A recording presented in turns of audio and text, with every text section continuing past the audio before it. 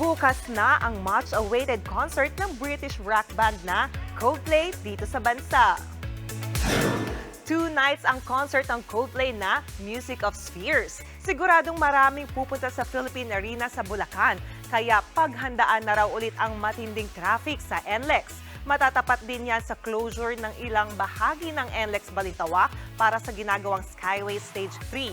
Paalala ng NLEX Corporation sa mga motorista, bumiyahin ng maaga. Sa mga papunta sa Bocaue o Santa Maria, Bulacan, pwede kayong dumaan sa mga alternatibong ruta via exit sa Marilao, Bocaue o Tambubong. Dinagdagan na rin ang mga traffic personnel para umalalay sa mga biyahero sa NLEX.